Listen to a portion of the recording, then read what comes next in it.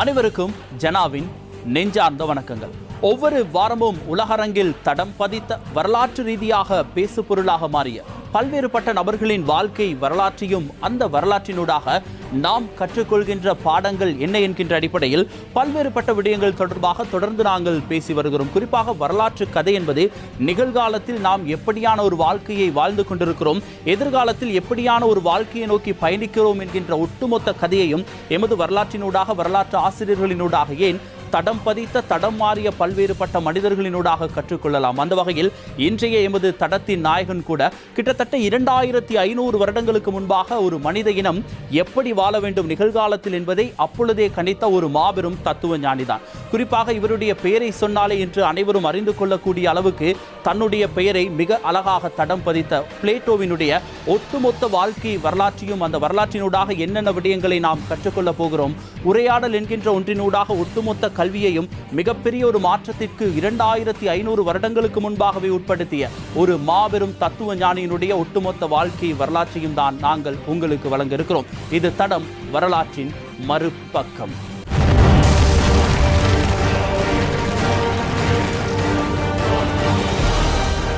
பிளேட்டோவினுடைய வாழ்க்கை வரலாறு என்பது நாம் அனைவரும் அறிந்து வைத்திருக்க வேண்டிய ஒன்றுதான். ஒரு மனிதன் இப்படி கூட வாழ முடியுமா என்கின்ற ரீதியில் பல்வேறுபட்ட மாற்றங்களை, அதுவும் 2500 ஆண்டுகளுக்கு முன்பாகவே நிகழ்காலத்தில் மனிதன் எப்படி ஒரு வாழ்க்கையை வாழப்போகிறான், அவனுடைய வாழ்க்கைக்கு தேவையான விடயங்கள் என்ன என்கின்ற அடிப்படையில் பல விடயங்களை, சமூக கருத்துக்களை, தத்துவங்களை இவ்வுலகிற்கு தடம் பதித்து சென்றிருக்கிறார் பிளேட்டோ. இவருடைய ஒட்டுமொத்த வாழ்க்கை வரலாற்றையும் பார்க்கும் பொழுது நிகழ்காலத்தில் ஒரு மனிதன் வாழ்கின்ற ஒவ்வொரு விடயங்களையும் மிக அழகாக செதுக்கி இருக்கிறார். அதுவும் 2500 ஆண்டுகள் என்பது அந்த பழமைவாதத்திலும் கூட தன்னுடைய வாழ்க்கையினுடைய நிலையை உணர்ந்து எதிர்காலத்தினுடைய செயற்திட்டங்களை மிக அழகாக செதுக்கி இருந்தார் பிளேட்டோ. அவருடைய ஒவ்வொரு கருத்துக்களும் இன்று நிகழ்கால நிஜங்களாக மாறி இருக்கின்றன. அதனை தான் நாங்கள் பின்பற்றிக் கொண்டிருக்கிறோம். அப்படி என்னென்ன விடயங்களை அவர் கூறியிருக்கிறார், அவர் சொன்ன என்ன விடயங்கள் நிகழ்காலத்தில் நாம் வாழ்வதற்கும், எம்மை நாம் ஒரு சிறந்த ஆளுமையாக மாற்றிக்கொள்வதற்கும், மனித சமூகம் அடுத்த கட்டத்தை நோக்கி நகர்வதற்கும் ஏதுவாக அமைந்திருந்தது என்கின்ற ரீதியில் பல விடயங்களை பற்றி தான் நாம் பார்க்க இருக்கிறோம். பிளேட்டோவினுடைய வாழ்க்கை வரலாற்றில்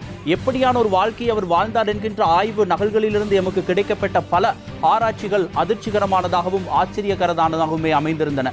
2500 ஆண்டுகள் என்பது சாதாரண ஒரு விடயம் அல்ல. அந்த காலத்தில் அவர் செய்த ஒவ்வொரு விடயங்களையும் இன்றைய நிகழ்காலத்தில் நாம் படிப்பதற்கு பல்வேறுபட்ட நூல்கள் அவரை பற்றியும், அதே நேரத்தில் கல்விக்கூடங்களில், பாடசாலைகளில் பிளேட்டோவினுடைய ஒட்டுமொத்த கதையையும் நாம் படித்து அறிந்திருக்கக்கூடிய அளவுக்கு அவர் வாழ்ந்த தடங்கள் என்பது இன்று மிக முக்கியமான ஒரு பேசு பொருளாகவே மாறியிருக்கிறது.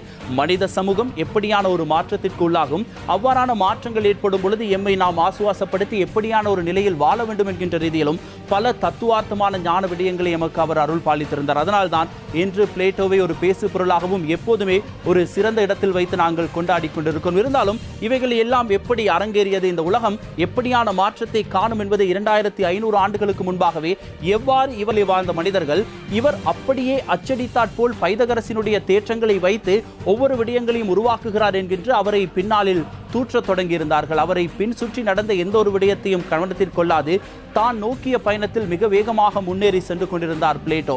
பல மாற்றங்களை உலகிற்கு விதைத்துக் கொண்டிருந்தார். புதிய புதிய கண்டுபிடிப்புகளினூடாக இவ்வுலகம் அடுத்து வரும் எதிர்காலங்களில் எப்படியான ஒரு வாழ்க்கை முறையை வாழ வேண்டும், எவ்வாறான நிலைக்கு மாற வேண்டும் என்கின்ற ரீதியில் பல மாற்றங்களுக்கு விதையாக வித்தித்துக் கொண்டே இருந்தார் பிளேட்டோ அவர்கள். பைதகரஸ் எப்படி ஒரு சிறந்த ஆளுமையாக இருந்தாரோ அதே காலகட்டத்தில் அவரை பின்பற்றிய பிளேட்டோவும் பல மாற்றங்களை உலகிற்கு கொண்டு வந்தார். அப்படி என்னென்ன மாற்றங்கள் இடம்பெற்றன, பைதகரஸ் என்பவர் யார், அவர் கொண்டு வந்த கோட்பாடு, அந்த தேற்றம் என்பது என்ன, அதனை பின்பற்றி பிளேட்டோ கண்டுபிடித்த விடயங்கள் என்ன, சமூகத்திற்கும் உலகத்திற்கும் அவர்கள் விதைத்த விதைகள் என்ன என்பதை நாமும் தெரிந்து கொள்வோம்.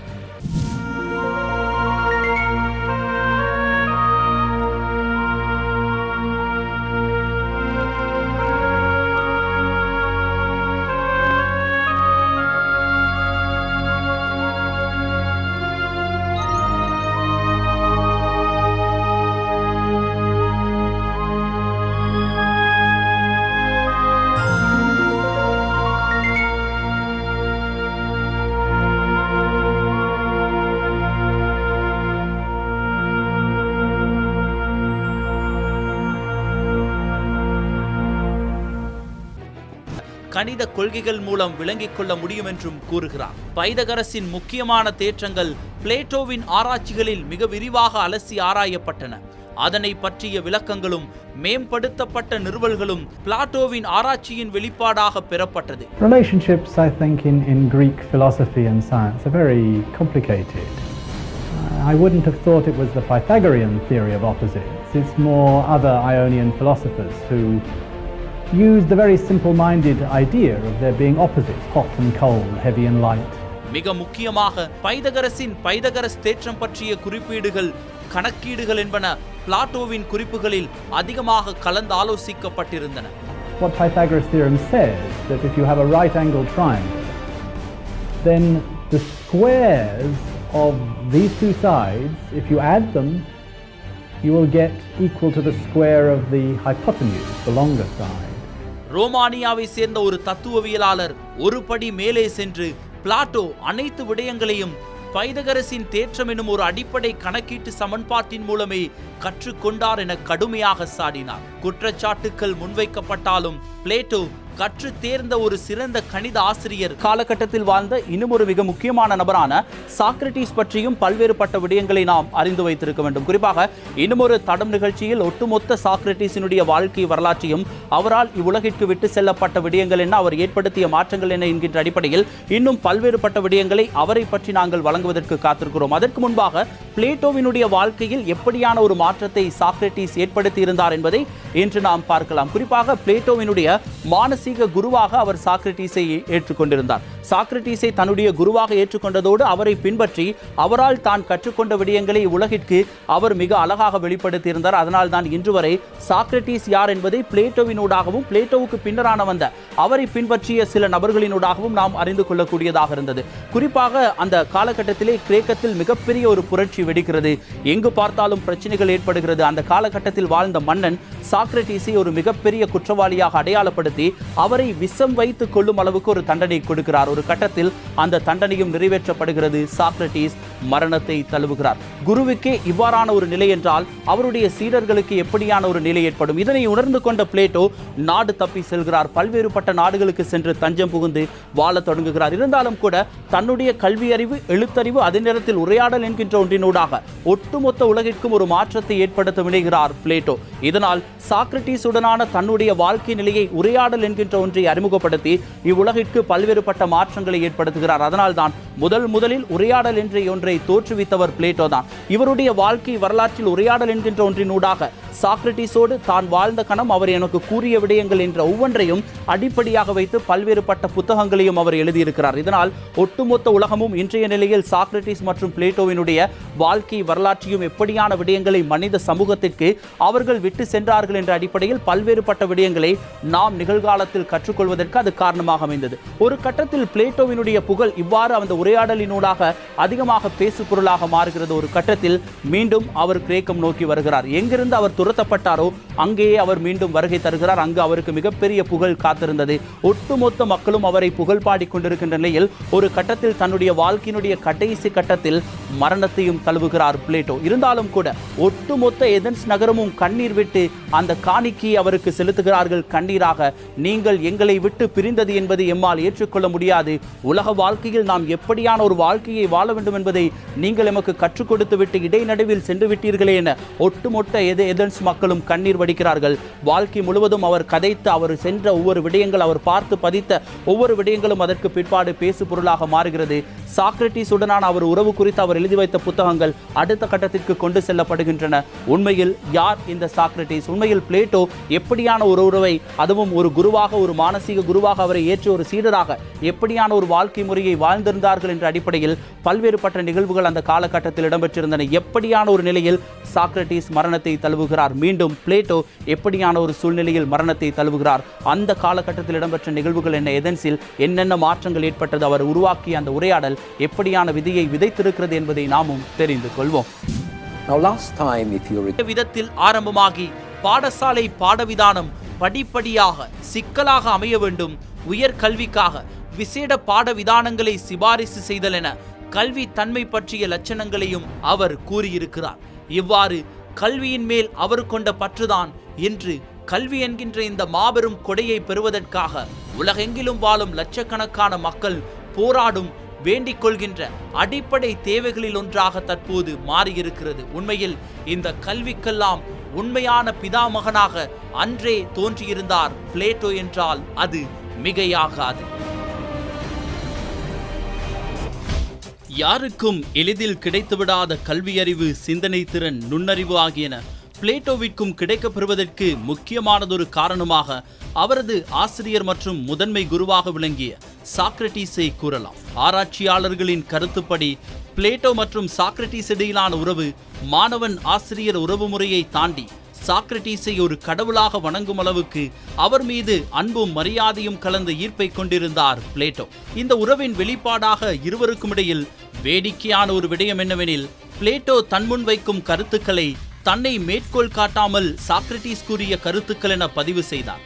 இதன் மூலம் தன்னுடைய கருத்துக்களை ஆக்ரோஷமான முறையில், அதே நேரம் வெகுஜன மக்களை ஆழமாக சென்றடையும் வகையிலும் வெளிப்படுத்தினார். இதற்கு காரணம் சாக்ரடீஸ் அவரது கோபம் மற்றும் முரண்பாடு பண்பு என்பவற்றுக்காக நன்கு அறியப்பட்டவராக காணப்பட்டார்.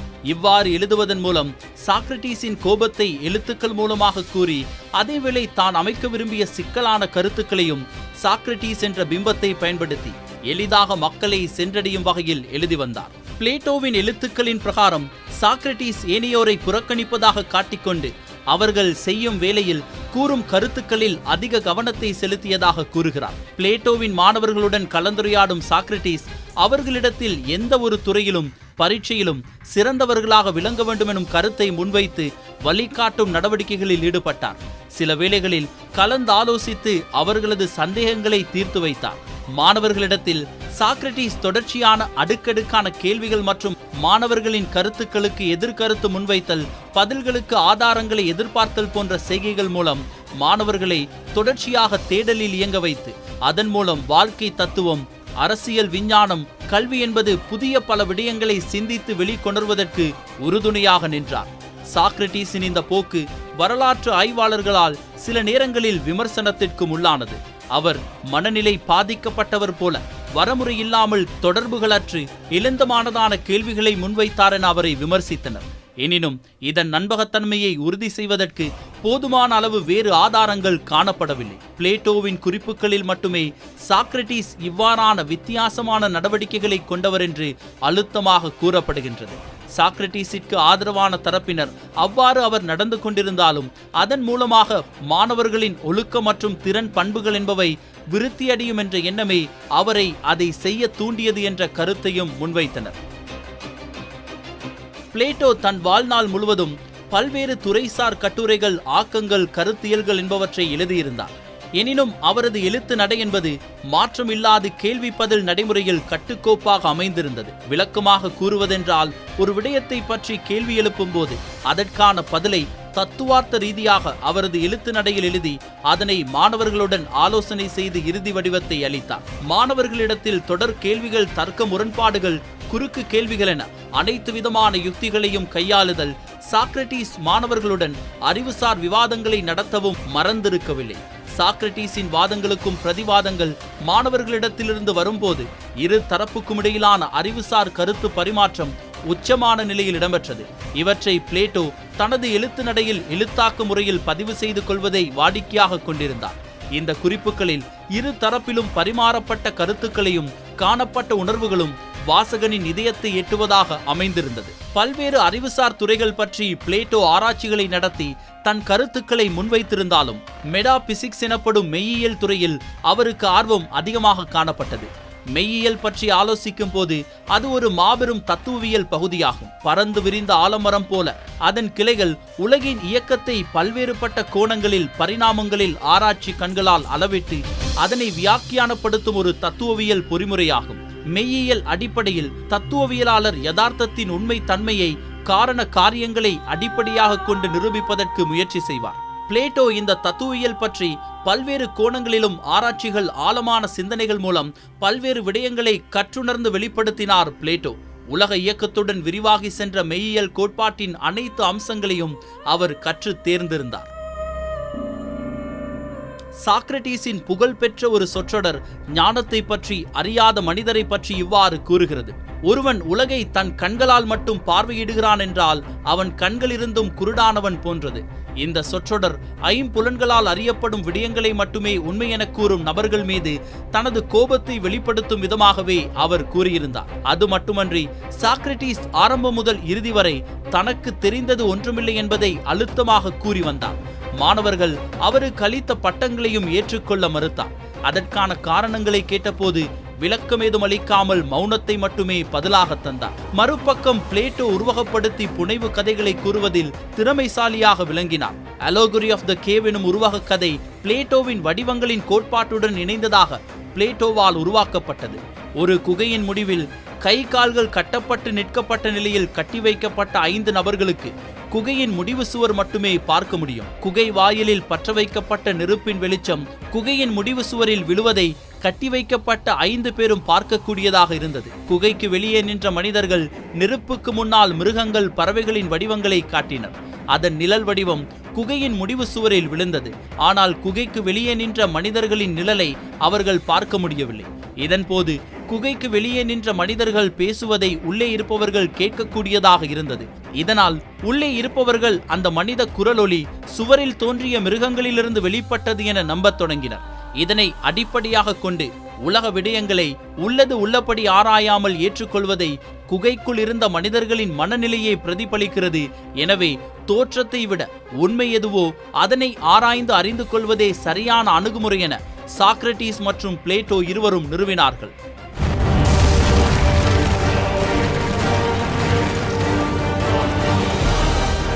ஒரு கட்டத்தில் மரணத்தை தழுவியிருந்தாலும் கூட பிளேட்டோவின் புகழ் என்பது அடுத்த கட்டத்திற்கு பிரதானமாக கொண்டு செல்லப்பட்டதற்கு மிக முக்கியமான ஒரு காரணம் அவர் எழுதி வைத்த நூல்கள் தான். அவர் எழுதிய ஒவ்வொரு நூல்களும் அடுத்த கட்டத்திற்கு சென்றன. ஒவ்வொரு நூல்களும் பேசு பொருளாகவே மாறியிருந்தன.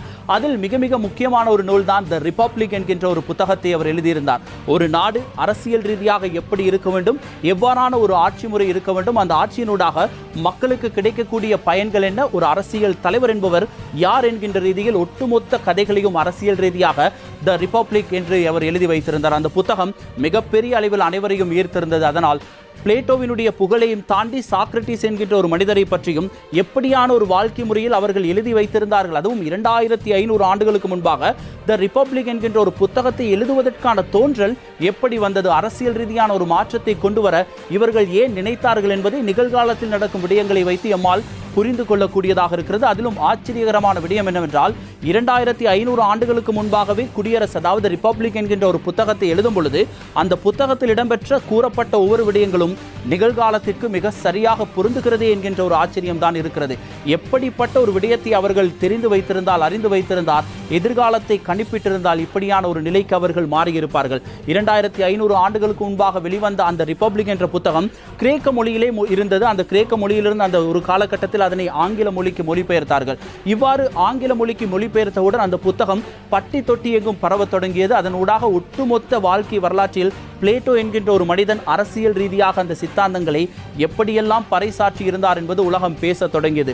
அதிலும் குறிப்பாக அந்த புத்தகத்தில் இடம்பெற்ற மிக முக்கியமான இன்னும் ஒரு விடயம்தான் ஆண் பெண் சமப்பாடு. ஆண் பெண் இருவருக்குமே ஒரு சமப்பாடு இருக்க வேண்டும், எந்த ஒரு விதத்திலும் ஒரு பிரிவினைவாதம் இருக்கக்கூடாது, அவர்கள் இருவரும் சமமானவர்கள் என்பது 2500 ஆண்டுகளுக்கு முன்பாகவே தான் எழுதிய புத்தகத்தில் எழுதி வைத்திருந்தார் பிளேட்டோ. எத்தனை ஒரு ஆச்சரியகரமான விடயம்! என்று கூட அவர் அந்த எழுதி வைத்த சமன்பாடு என்பது, அந்த சமப்பாடு என்பது நிறைவேற்றப்பட்டிருக்கிறதா என்றால் நிச்சயமாக இல்லை என்று தான் கூற வேண்டும். ஒட்டுமொத்தமாக இப்பொழுது நாங்கள் 2021ஆம் ஆண்டில் இருந்து கொண்டிருக்கிறோம். இன்றும் கூட ஆண் பெண் சமப்பாட்டில் பிரச்சனை இருந்து கொண்டுதான் இருக்கிறது. அந்த அளவிற்கு அப்பொழுதே அவர் கணித்து எழுதி வைத்த ஒரு விடயத்தை இன்று வரை எம்மால் சரியாக கொண்டு செல்ல முடியவே இல்லையே என்பதுதான் ஆச்சரியகரமான, அதே நேரத்தில் சோககரமான ஒரு விடயமாகவும் மாறியிருக்கிறது. இவ்வாறான ஒரு நிலையில் 1945ஆம் ஆண்டு மியன்மாரில் வசித்த ஒருவர் த ரிபப்ளிக் என்கின்ற புத்தகத்தை குடியரசு என்கின்ற ரீதியில் தமிழ் மொழியில் மொழிபெயர்த்திருந்தார். அது ஒட்டுமொத்த தமிழர்களிடமும் சென்றடைகிறது, மிகப்பெரிய ஒரு பேசு பொருளாக மாறுகிறது.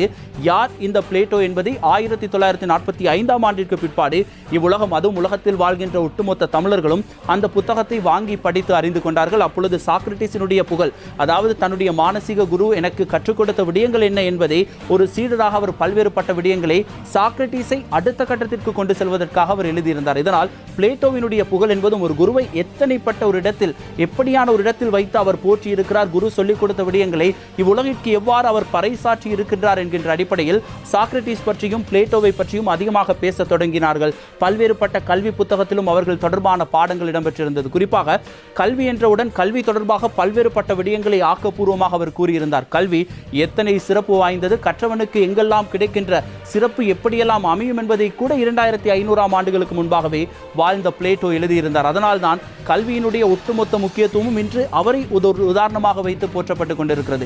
இவ்வாறான ஒரு நிலையில் அவருடைய இரண்டாவது புத்தகமான பிளேட்டோவினுடைய அரசியல் என்ற ரீதியில் அந்த இரண்டாவது பாகமும் அவரால் மொழிபெயர்க்கப்படுகிறது. மியன்மாரில் ஏற்பட்ட ஒரு சில பிரச்சனைகள் காரணமாக அந்த கதாசிரியர் மீண்டும் வருகிறார் இந்தியாவுக்கு வந்த பொழுது அந்த புத்தகத்தை, அதாவது அதனுடைய முதலாம் பாகத்தையும் இரண்டாவது பாகத்தையும் அவர் வெளியிடுகிறார். ஒட்டுமொத்த இந்தியர்களும் அதனை உலகிற்கே கொண்டு செல்கிறார்கள். அதனுடைய தமிழ் பதிப்பு அதிகமாக பேசு பொருளாக மாறுகிறது. பிளேட்டோவினுடைய வாழ்க்கை வரலாற்றை உலகமே தெரிந்து கொள்ள ஆசைப்படுகிறது. அதனுடைய பதிப்பகம் இலங்கையிலும் கிடைக்கிறது. ஒட்டுமொத்த இலங்கை வாழ் தமிழர்களும் கூட பிளேட்டோ யார் என்பதை அறிந்து கொள்கிறார்கள். அவர் உலகிற்கு விதைத்த கோட்பாடுகள், அதே நேரத்தில் அவர் இடம்பெற்ற அவரால் ஏற்படுத்தப்பட்ட ஆராய்ச்சிகள், அதனால் கிடைக்கப்பட்ட விடயங்கள், நாம் அறிந்து கொண்ட விடயங்கள், குறிப்பாக அரசியலில் நிகழ்காலத்தில் ஏற்பட வேண்டிய மாற்றங்கள், ஒரு தலைவரை பற்றியும், ஒரு சிறப்பான ஒரு அரசியல் தலைவர் எப்படியான நிலையில் நாட்டை கொண்டு செல்ல வேண்டும், நாட்டை ஒரு வளமான தேசமாக கொண்டு செல்வதற்கு மேற்கொள்ளக்கூடிய நடவடிக்கைகள் என்ன என்பதை 2500 ஆண்டுகளுக்கு பிற்பாகவே நிகழ்காலத்தில் செய்ய வேண்டிய விடயங்களை அவர் அந்த புத்தகத்தில் பதித்திருந்தார். அதனால் ஒட்டுமொத்த உலகமும், அதே நேரத்தில் அரசியல் தலைவர்களும் தன்னுடைய அரசியல் திறமையை அடுத்த கட்டத்திற்கு கொண்டு செல்வதற்காக பிளேட்டோவினுடைய அந்த புத்தகத்தை, அதாவது அந்த தமிழ் ஆசிரியர் எழுதியிருந்த அந்த தமிழ் பதிப்பகத்தை வாங்கி படித்து அறிந்து கொண்டார்கள். இன்று அரசியலில் மாபெரும் மாற்றமும் ஏற்பட்டிருக்கிறது. ஆனால் பிளேட்டோ எதிர்பார்த்த அந்த உண்மையான சிறப்பான அரசியல் மாற்றம் ஏற்பட்டிருக்கிறதா என்பது ஆச்சரியம்தான்.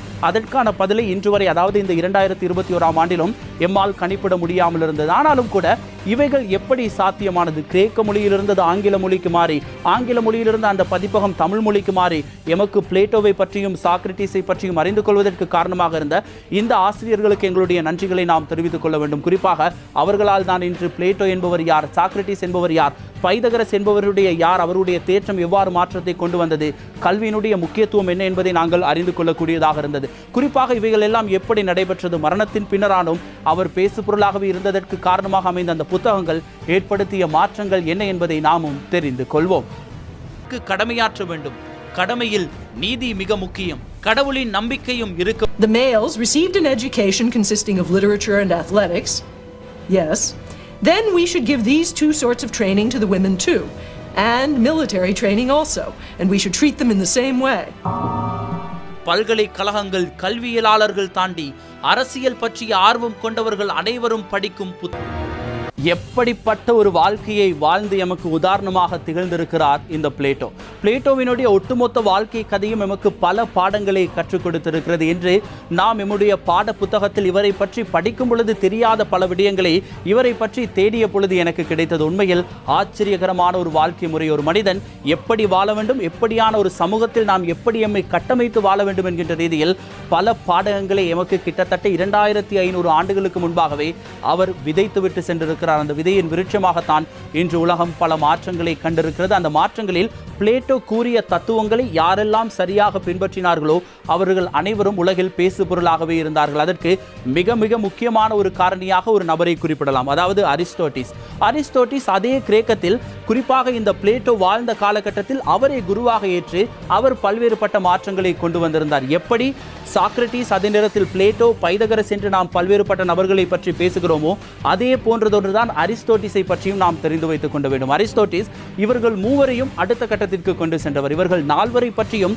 பாட புத்தகங்களிலும் சரி, அதே நேரத்தில் சமூக வலைத்தளங்களிலும் சரி தேடி நாம் படிக்கும் பொழுது பல்வேறுபட்ட அறிவுபூர்வமான விடயங்களை நாம் அறிந்து கொள்ளக்கூடியதாகவும் தெரிந்து கொள்ளக்கூடியதாகவும் இருக்கும்.